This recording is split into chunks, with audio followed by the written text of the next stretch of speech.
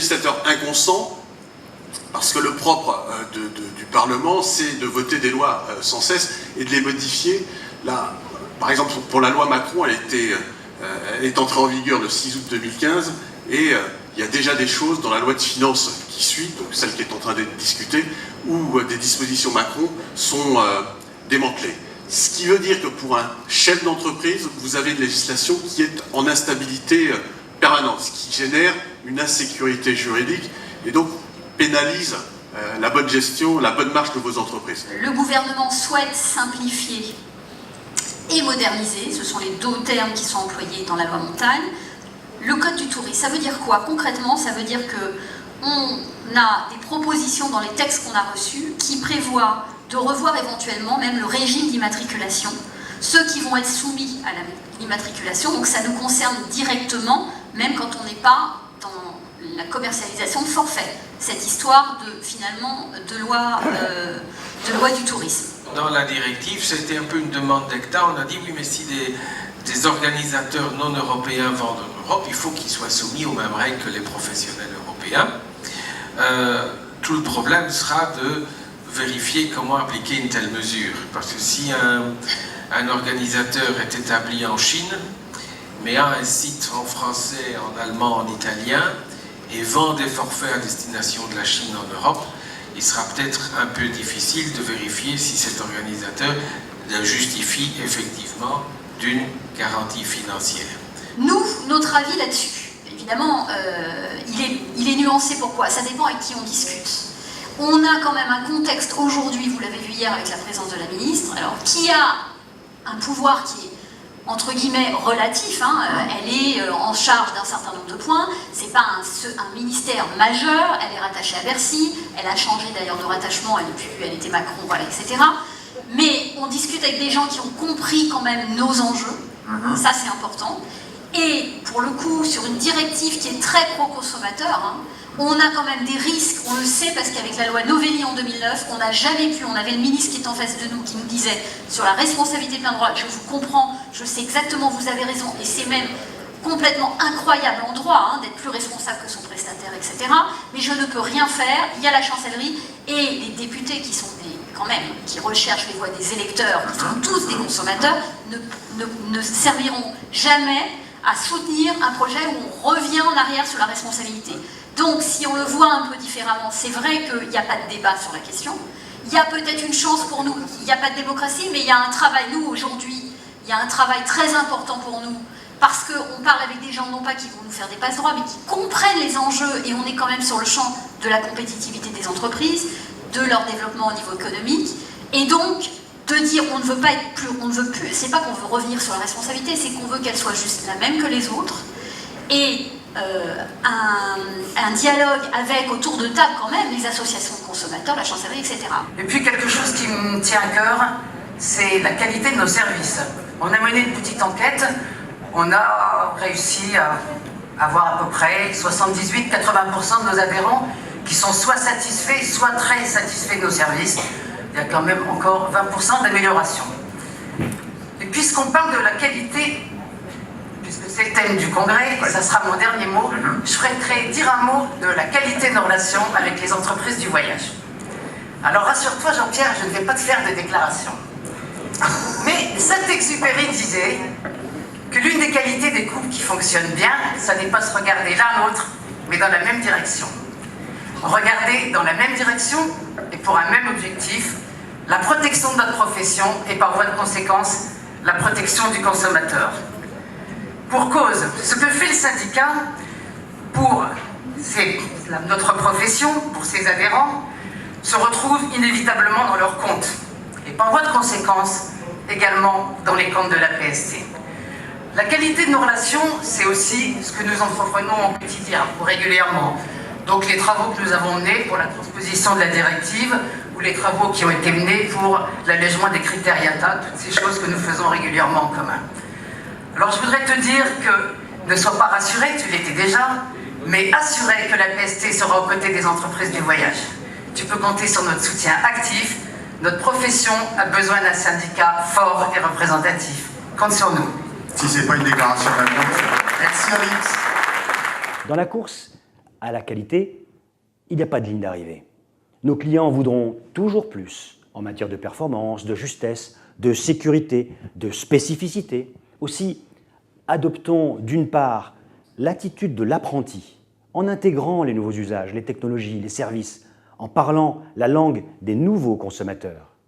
Et d'autre part, valorisons notre savoir-faire, notre maîtrise, notre expérience auprès de tous. Franchement, sans faire d'électoralisme, Jean-Pierre, tu es confiant pour faire changer d'avis, Yata, sur ce thème mensuel? Je trouve que sur le marché français, les relations que nous avons avec Yata sont marquées du saut d'intelligence, de part et d'autre. Donc, je considère que si on a des arguments objectifs, qui ne mettent pas, des arguments qui ne mettent pas en péril la trésorerie des compagnies, et ce n'est pas notre objectif, c'est pas de les affaiblir, bien loin de là, hein. C'est de donner du confort aux distributeurs, aux agences de voyage. Je pense que le sujet peut être ouvert, et je ne sais pas si je suis confiant ou pas confiant, mais ce serait dommage de ne pas ouvrir la question. Cette personne s'appelle Eric Schmidt, c'est le président de Google qui dit dans un futur très proche, vous n'oublierez rien parce que les ordinateurs se souviennent, vous ne serez jamais perdu. C'est exactement ce que veut faire Facebook, c'est vous accompagner. Si nous y prenons bien, je pense que nous pouvons réparer tous les problèmes du monde, rien que ça, partout, à n'importe quel moment, mais malheureusement, je n'ai pas le temps de montrer votre film. Donc la question est de savoir, est-ce qu'on doit laisser tous ces acteurs prendre le lead sur nos vies, en particulier le tourisme, on l'a évoqué, mais ça peut être autre chose. Ça, j'aime bien cette phrase, on va finir là-dessus.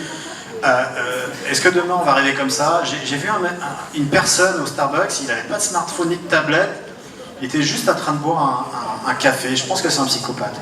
J'espère qu'on finira pas dans ce monde-là, mais voilà, merci. Un grand merci. On continue à développer notre stratégie d'être un salon multisegment qui s'adresse évidemment au segment du loisir qui fait partie de l'ADN du salon depuis très longtemps, mais aussi sur la partie business travel, MICE et tourisme de groupe avec notamment l'acquisition en 2014 du MapPro. Nous, notre rôle aujourd'hui, c'est de créer et de commercialiser des assurances du 21e siècle qui couvrent les besoins du voyageur du 21e siècle. Si on se reporte quelques années en avant, il n'y a pas si longtemps, le voyageur, il avait besoin d'une garantie annulation qui le couvre contre maladie, accident, décès. Ça s'arrêtait à ça. Parallèlement à ça, dans son environnement qui était déjà instable, il y avait déjà des guerres, il y avait des guerres au Moyen-Orient, il y avait des catastrophes écologiques, des Tchernobyl, des je ne sais quoi. Mais malgré tout, le voyageur n'était pas anxieux, n'était pas traumatisé comme il peut l'être aujourd'hui, c'est clair. Ce qui a changé, ce sont les accès à l'information. Aujourd'hui, le voyageur, il est informé en temps réel, instantanément, de ce qui se passe dans le monde. Il suit minute après minute les évolutions de chacune des crises. Et c'est cet individu traumatisé qui se présente en agence de voyage et qui doit se positionner ou non pour acheter un voyage. On vient de renforcer notre équipe de vente, d'être plus proche de nos clients sur le marché de corporate, d'agence de voyage et de remplacement. C'est très important pour nous qu'on a un engagement avec nos clients et on sait leurs besoins de réaliser une prestation et un partenariat plus important dans l'avenir. On travaille beaucoup sur l'automatisation, la robotique, la productivité, avec un produit qui s'appelle Touchless, donc on va continuer à développer, qui améliore l'émission, automatise l'émission, l'optimisation tarifaire et les après-ventes. Donc tout ça, ça permet de faciliter la vie des agences de voyage et de les aider à se focaliser sur la valeur ajoutée qui est le conseil, le service. Et un autre point, c'est tout ce qui est search. Donc on investit énormément sur tout ce qui est search tarifaire pour améliorer les temps de réponse. On sait qu'au niveau d'Internet, les temps de réponse, la rapidité d'affichage est déterminant pour la conversion. Donc on a un nouvel produit qui s'appelle Instant Search qu'on va déployer sur le marché dans les 2 années qui viennent et qui permet de répondre en moins d'une seconde sur des dizaines de milliers de combinaisons tarifaires. Donc il sera disponible pour les providers via Altéa, les compagnies aériennes, mais aussi pour la distribution via les outils de search Amadeus, notamment Master Pricer qui est bien connu sur le marché. Voilà. À partir du moment où vous avez des flux en devises à gérer, vous êtes exposé au risque de change. Nous accompagnons nos clients dans la gestion de ce risque sur une quarantaine de devises. Et là aussi, nous essayons de le faire avec un certain nombre de valeurs ajoutées, mais surtout en termes de pédagogie, de conseils, d'accompagnement de nos clients, voilà, de temps consacré à comprendre vos problématiques et à vous apporter des réponses personnalisées. La palette des instruments pour gérer ce risque est large. Il faut juste prendre le temps de la découvrir, être accompagné pour choisir les solutions les plus pertinentes. Thank you very much. Since the beginning of our encounter, to get the opportunity to come here in your country, Sri Lanka, and have this wonderful and very effective professional congress. Quelqu'un l'évoquait ce matin, on est dans un phénomène d'ubérisation de la société. Cette ubérisation, c'est la conséquence un petit peu de ce que l'on appelle l'économie collaborative. L'économie collaborative, il y a 5 ans, on n'en aurait même pas parlé. On ne savait pas ce que c'était. L'économie collaborative surfe sur une ambiguïté. C'est de façon ambiguë l'économie de la désintermédiation. On va mettre directement en relation, sans intermédiaire, celui qui a besoin d'un service ou d'un produit avec celui qui est souvent, essentiellement non professionnel, donc sans bénéfice, et qui est capable de fournir ce service ou ce produit. L'adaptation des deux. Et souvent l'échange même. C'était ce qui existait avant, je te refais la toiture si tu donnes des cours d'anglais à mon fils. Voilà, c'était un petit peu, un peu ça, la vision de l'économie collaborative. Je disais, c'est très ambigu parce que c'est pas vrai.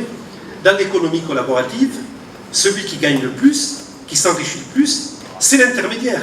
C'est ni celui qui utilise le produit, ni celui qui le délivre. C'est l'intermédiaire. Travailler au quotidien, s'occuper du quotidien, regarder devant, telle est la mission que je souhaite donner aux entreprises du voyage. Je vous souhaite une bonne fin de congrès, il reste encore beaucoup de choses à faire et je vous remercie de votre attention.